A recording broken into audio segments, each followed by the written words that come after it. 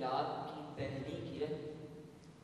Saint Peter's برگ کے قلعے میں دم توڑ رہی ہے صدر عالی وقار۔ طبقاتی تفریق کا شکار دوشیزہ ویٹر دینا کو یہ علم نہیں کہ اس نے جو آگ خود کو جلانے کے لیے بھڑکائی ہے اس کے شعلوں کی روشنی میں قافلہ جنو کے سفر کا اہتمام ہونا ہے اور زال کی بادشاہت کو تمام ہونا ہے۔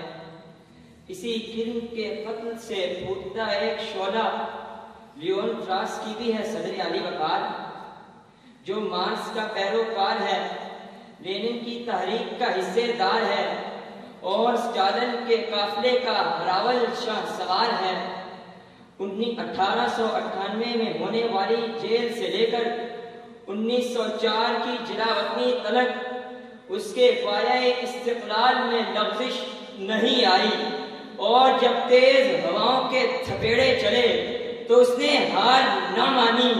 بلکہ عدلیہ، مقننہ اور انتظامیہ سے لے کر نچلے اور متوسط عوامی طبقے تک ویٹر دینا کی وجہ قتل کو عوامی شعور بخشنے والا یہی مرد بینا تھا جس نے طبقاتی فرق کو مٹایا، اپنے حصے کا دیا جلایا اور چلا گیا۔ تیز ہواؤں کے تھپیڑوں کو موڑنے والا حقیقی شاہ سوار کہلاتا ہے صدر عالی وقار۔ تیز ہواؤں کے تھپیڑے، مدینہ منورہ پر حملہ، غزوہ خندق میں ناکوں چنے چبوا کر موڑنے والے صحابہ کرام، تیز ہواؤں کے تھپیڑے، میدان کربلا میں خاندان رسول پر پانی بند خون کا نذرانہ پیش کر کے موڑنے والے حسین ابن علی، تیز ہواؤں کے تھپیڑے، کیوبا پہ یلغار موڑنے والا چی گویرا، تیز ہواؤں کے تھپیڑے، اردو زبان پر حملہ موڑنے والی رئیس امروہوی کی تحریک، تیز ہواؤں کے تھپیڑے، ختم نبوت پر اٹھتی انگلیاں موڑنے والے 1953 میں سر کی بازی لگانے والے لاکھوں اشاق،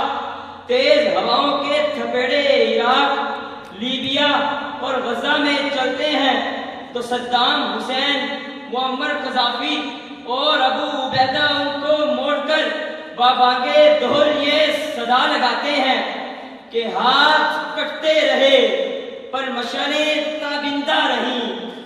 ہاتھ کٹتے رہے پر مشعلیں تابندہ رہیں، رسم جو ہم سے چلی پائتے تقلید بنی،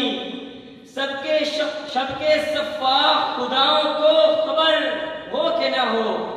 شب کے سفاح خداؤں کو خبر ہو کہ نہ ہو، جو کرن قتل ہوئی شعلہ خورشید بنی، جو کرن قتل ہوئی شعلہ خورشید بنی۔ آپ کی سماعت